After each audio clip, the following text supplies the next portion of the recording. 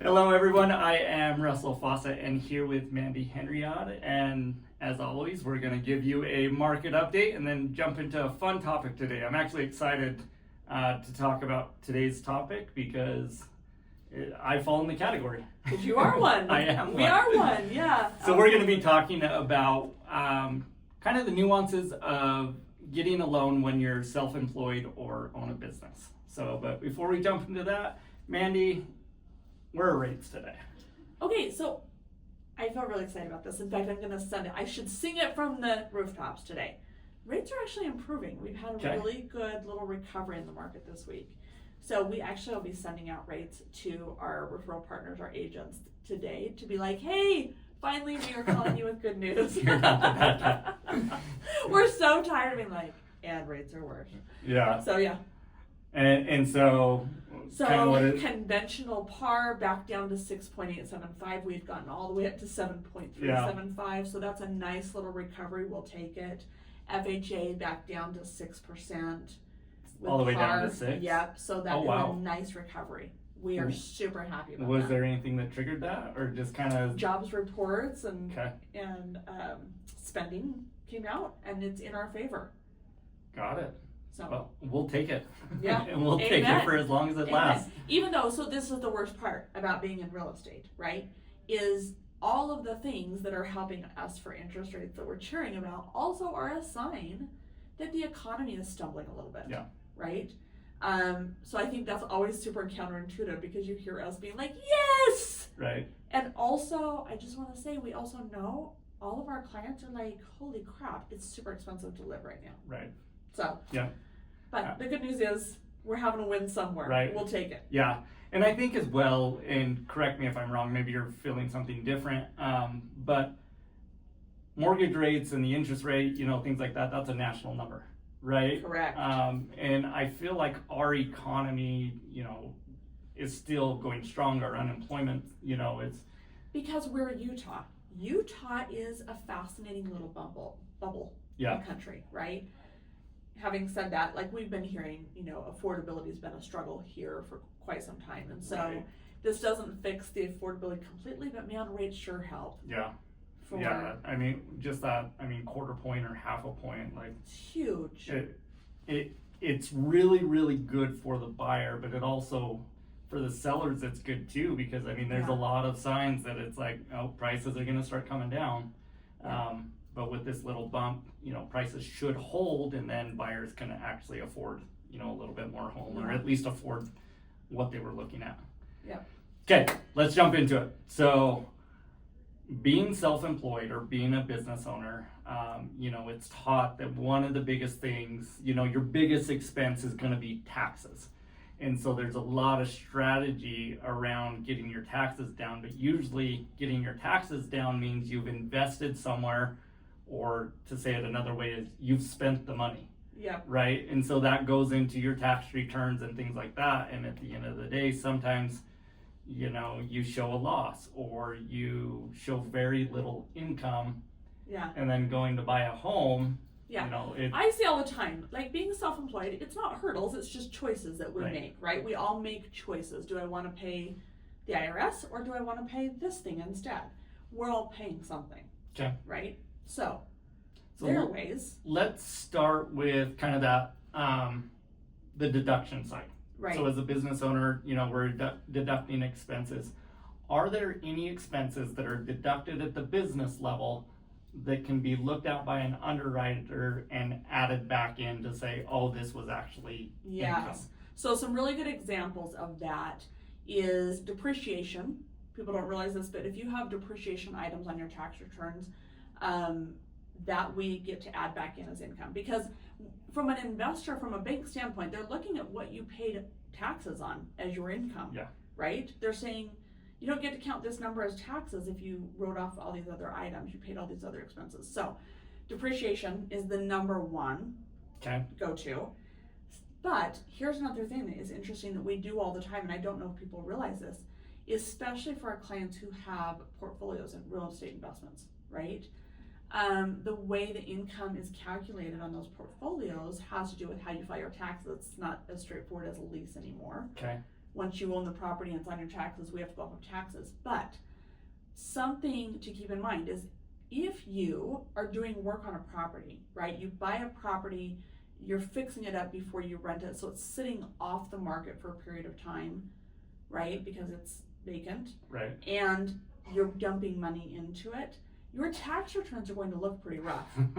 Now, as long as we can document it, we actually can add, because those are one-time expenses, Yeah. we can add those back in. So things that are maintenance don't count. If it's something, like you had to fix a furnace, that won't count. Okay. But if it's you updated a kitchen and you redid flooring and things like that, we can add that back in because you're not likely to do that every year. Yeah.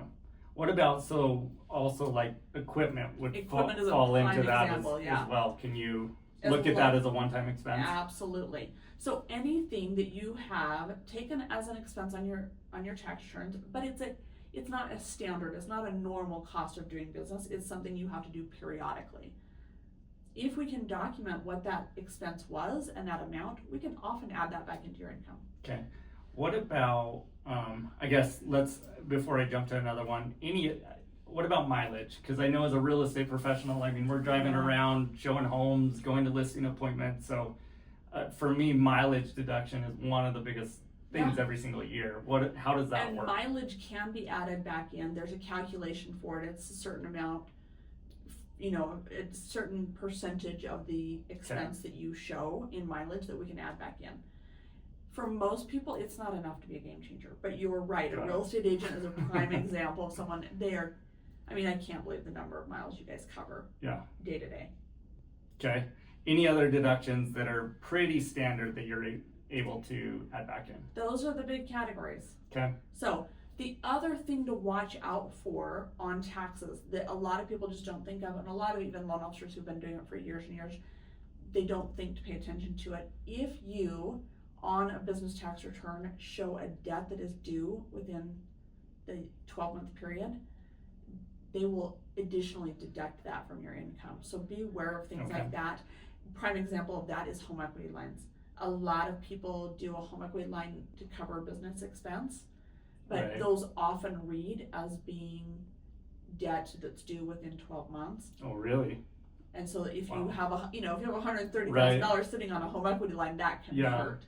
There are ways to work through that as long as your CPA is good to communicate with and go back and forth with, but watch out for that one. That's another hard spot.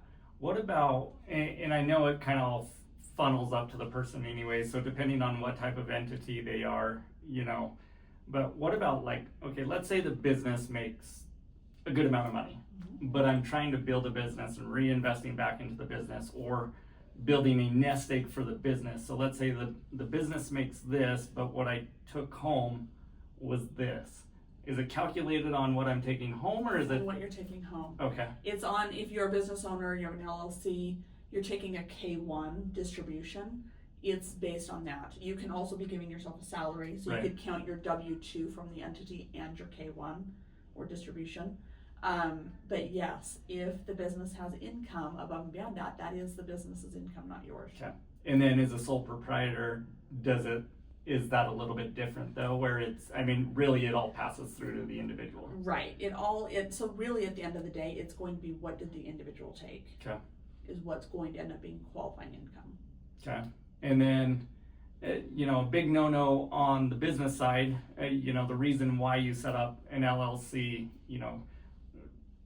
is mainly for protection, and then you have the tax side, right? How you're going to be treated in the tax code. One of the biggest things that I see that pierce that veil is some commingling of funds, right? What about in your world? Which is so easy to do in this day and age of Venmo and this and that. Like, how many things as a business expense are just being paid willy-nilly? Right. Yeah. If you do that, we don't look so much at commingling of funds from a bank statement standpoint. Okay. But do beware, because this is another interesting thing. A lot of times people will have a car payment. Those are personally secured according to credit, but your business is paying them.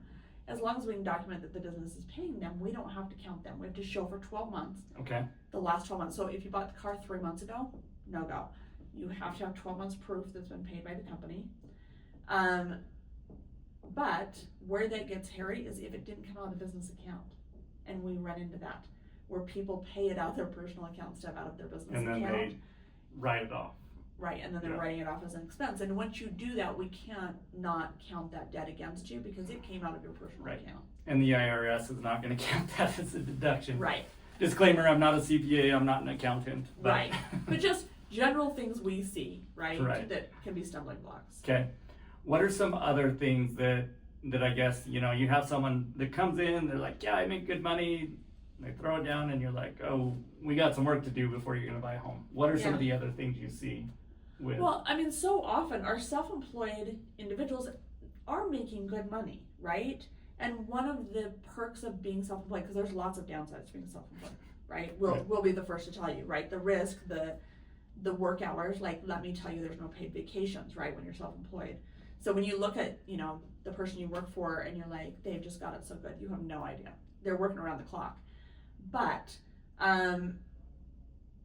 one of the perks is that we can take some expenses and deduct that out of our income to reduce our taxable income. Yep.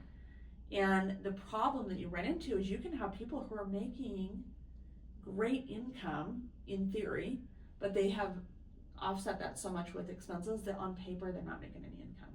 And that's always a hard discussion with a client, because you're going to make a choice. You're either going to pay the IRS or you're going to pay it in some other way.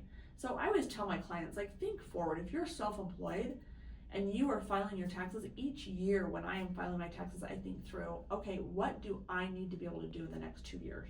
Okay. Right? Because you may want to really think about how you structure your expenses in that moment. So how is the income calculated as far as what I qualify for? What is it that goes into that formula that says this is how much you can get? Yeah. I mean, other than things that we've talked about that are like little nuances that we can add back in, the very basic is they're taking a 2-year average of what you show on your personal tax returns in income, Okay. or the losses thereof, which Okay. is often true. So the other thing I want to say about that is, if that is the spot that you're in, we run into this all the time where my clients are like, I didn't think I was going to be buying a house. Right. I have not been filing strategically in preparation for that. The reality is there are other ways to finance. You can do things like a bank statement loan where they're literally taking the deposits that come through your bank account, and you can pick one bank account. It can be your business bank account. They will reduce a percentage for expenses because every business is going to have expenses. Right. And then they'll average those deposits over a 12-month or a 24-month period, depending on the program. And you get to use that for income. That is a loophole and a way around. When you do that, you will pay a premium in your interest rate. So when I say you can pay the IRS or you can pay somewhere else, Right. I'm not kidding. You will Yeah. pay a premium. But sometimes if that's just the moment you're in, it's just part of the strategy. You're going to pay a higher interest rate for the next 2 years so that you can file your tax returns in a little more strategic format so that you can go get a traditional loan. Okay. And then what about if I have rental properties and, I'm gaining income, but I also have the mortgage, so I'm paying the mortgage, and I have that in a separate LLC that does distributions above, like, how does that work as far as, is the expense completely calculated? Is the income 100% used? What does that look like? So the interesting thing is, if you own an entity or a property and it's in an entity, once it's been on there and paid for by the entity for 12 months, we don't have to count that expense against you. Okay. We literally just take the calculation from that entity.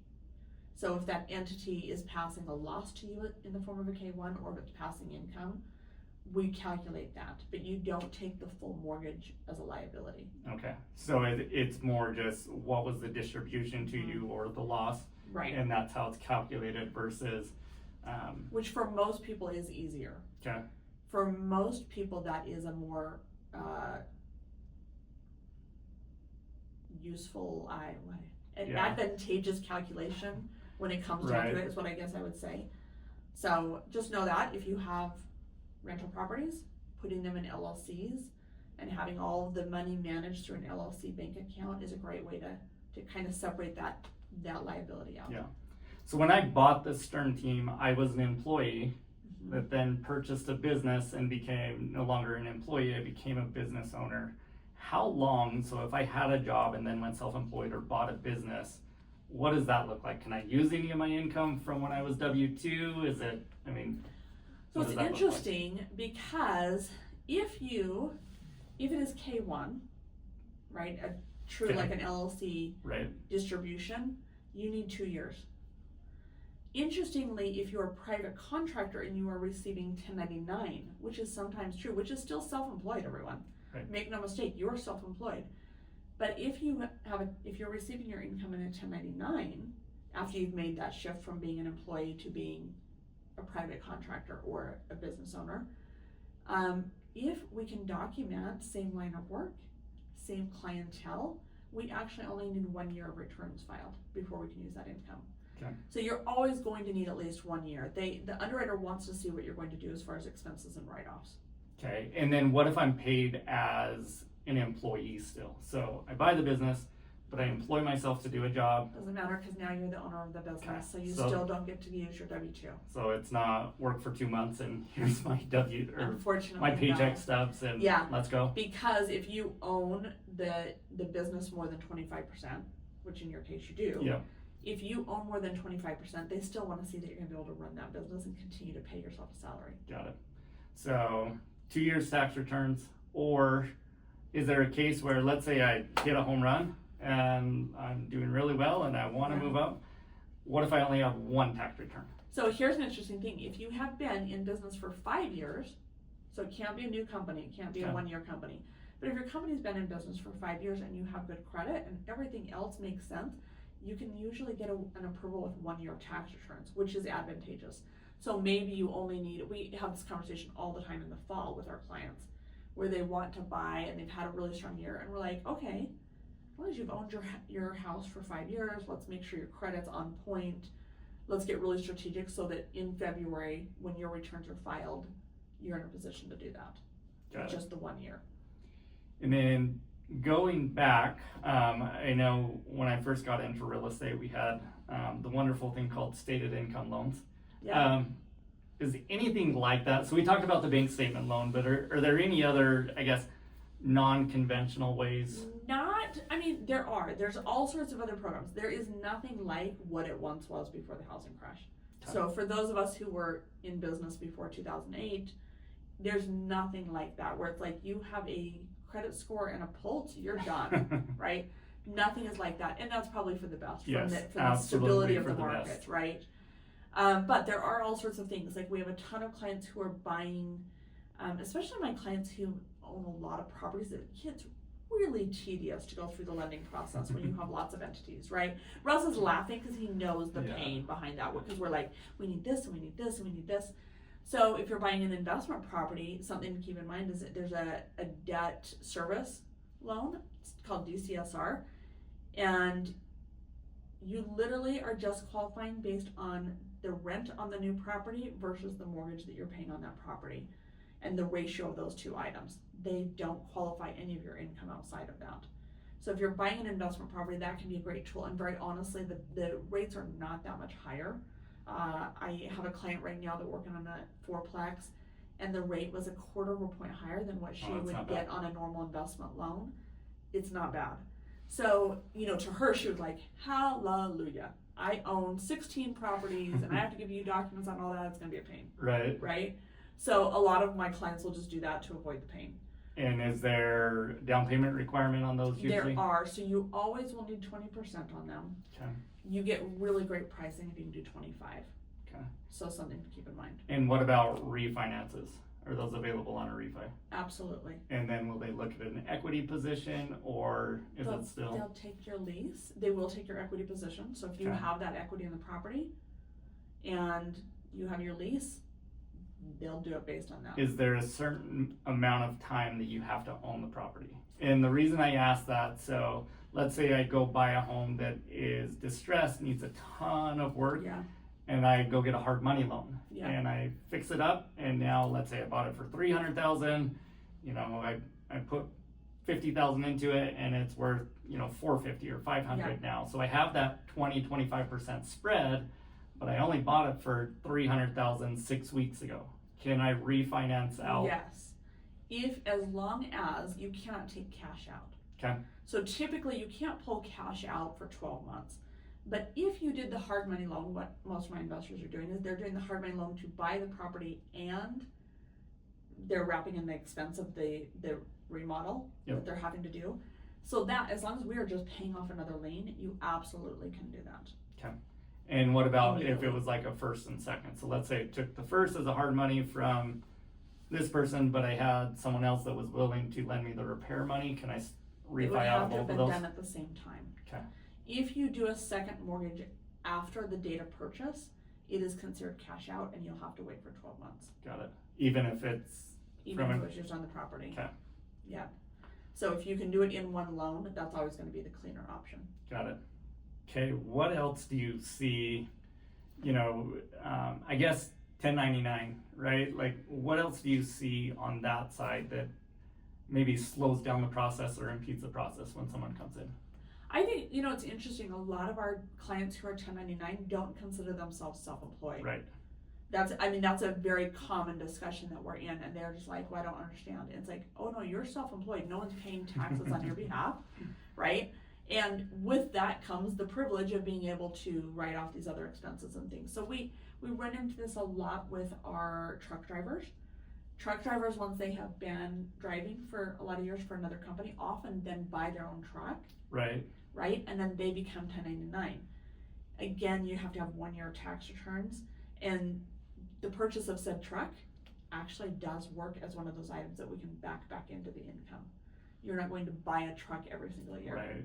Right? So that's our biggest challenge with 1099 is that they don't realize that they're self-employed. Okay. They don't see it that way. And then what about, not a good situation, but we see it. What about people that haven't filed tax returns in a couple of years? I mean, is there a way to get in, or is it, go take care of your... So common. And listen, I say this from no judgment. I haven't filed last year's tax returns. I'm sitting on an extension as we speak. Okay. If my CPA is watching, dude, I am so sorry. But, I'm so sorry. I see your request. I know. So this is not uncommon. If you're working in an extension period, that's fine. So say right now you haven't filed your 2024, right? We have to give a copy of the extension. You do have to do a profit and loss statement for 2024. Most people are using a software that will issue that for them. It's not a big deal. And you would have to do 2 years before that for your returns. Now, if you, like some, have not filed in multiple years, you just gotta do it. Take care of that first. I am super sorry, but there's just no magical way around that. Even on a bank statement loan, they will pull transcripts to make sure that you're filing. Yeah. Because they want to make sure that you don't have some big liability sitting out there that's going to attach to your property. Well, and those, correct me if I'm wrong, but I mean, if you get a tax lien, an income tax lien on a federal one, that takes a senior position to the first mortgage, right? Yeah. Yeah. And it's why lenders are... Right, it's why lenders actually give you a worse rate if you want to pay your own property taxes instead of escrow them as part of your payment. Okay. People don't realize this. It's because the bank wants to be in control. Right. Right? Yeah. So yeah, if you have not filed for multiple years, I'm so sorry, there's no magical fix to that. You have to just suck it up and file your tax returns. Makes sense. Okay, any other words of advice, recommendations for our self-employed or business owner friends? The big thing I would say is don't be afraid to get into that conversation with a lender that you trust sooner rather than later. I will tell you, we spend a lot of time every year just helping people map out the strategy. I can't tell you how to file your returns, but I can tell you how it's going to impact your lending. Right. I can give you advice on if you do this, this is how that looks on paper. So don't be afraid to find somebody, right? Call us and be like, this is what I have. And we'll go, okay, if you want to get here, this is what you have to do. Yeah. Right? And would it be fair to say that, okay, if you're going to look backwards 2 years, to also be thinking 2 years in advance and say, okay, we're having those conversations, it's probably 2 or 3 years away. Would it be appropriate to start that conversation now? Absolutely. Absolutely. We are happy. I have several clients that we're just in partnership, and I know that they're not going to get there for another probably year and a half. and that's fine. We give them assignments. We're like, this is what you have to go take care of. They bring us drafts back. We're like, by all means, we can't tell you how to file. Yep. But send us a draft and we'll tell you what it will mean to you if you file the way you're filing. And then feel free to have that conversation with your CPA, right? But get in partnership with somebody who can help you think forward. I think people get really weighed down in that moment. And I honestly think that's important for everyone. So not just Absolutely. business owners, right? If you're thinking about making a move, buying a home, to really start the process of looking at what is this home going to cost me? What do I have to put down? Because a lot of us, it's going to take some time to save up, for the closing costs, for the down payment. Yeah. And so start thinking about it earlier rather than it's like, we are ready to move out of this house tomorrow. Right. And then you're surprised by the outcomes. My favorite clients are the ones that call me and they're like, well, we're probably 10 months out. Do that. Most lenders right now can do a soft pull on credit. We don't have to ding your credit to help set up a file and help you create a strategy. Yeah. Right? And if you know 10 months in advance that you need to pay a debt down, that's much easier to traverse than when you are like, hey, our lease is up and we've got to move next month, and we're like, you can't qualify because you're in your structure. Like, let us help. Yeah, for sure. Okay, documentation. What do they got to bring, or what are they going to have to start preparing? Because I know when I've done my loans, we can have all the great conversations, but honestly, the biggest thing for me is like pulling all this stuff to send over to you. Such a pain, right? Such a pain. There's a reason people will sometimes pay a quarter higher to avoid the process, right? Yeah. So, you need 2 years of your tax returns, all schedules, not just page 1 and 2. I think this is a pain point. You need any K1s, W2s, 1099s for 2 years. And we are talking about your personal and every business that you own. If you own more than 25% of the business, we have to have the full return. If you own less than 25% of the business, we still need a K1 because we will see that business on your personal return. I think this is one of the this is the funniest thing that happens to us all the time. We run into conversations with the clients. We're like, well, we don't file tax returns on that. And I'm like, actually you do. I can see it on your personal returns. This is a really common contentious moment because I'd be like, but you do. So just get into conversation with the lender, but we basically have to go back 2 years, and we need all tax returns, all schedules, not just part of the pages, all the pages, W-2s, 1099s, and K-1s. Got it. Okay, so one more thing came to mind. What about if I put into like a SEP IRA or a 401k, or I have like an HSA plan that I contribute to, because all those things can be deducted, right? But I'm moving it from my personal account, or the business pays, moving it from there into an investment account. So are those considered expenses in the They are one? considered expenses. You as an employer are giving a benefit to an employee, even though you are the employee. Okay, so yes, you don't. So if I'm making that 401k contribution, I'm not adding it back in as income. Right. Okay. Right. Now, if you're employed and you've got 401k, your W-2 is coming out with your gross amount. Yeah. You're fine. But as what Russ is asking, right, when we are self-employed and we own the business, it'll actually show up as a line item expense on our business. Yeah. What about just for, I guess, an individual that makes, it's getting backwards between the traditional and Roth, so they're making a pre-tax contribution so that they can can write that off, right? Absolutely. Is that considered income for them? Like, I guess they brought it home. For an employee, yes. Yeah, they brought it home first. Okay. Yeah. Makes sense. So I think at the end of the day, though, the biggest thing is plan. Let's start talking now, even if it feels like it's a couple years away.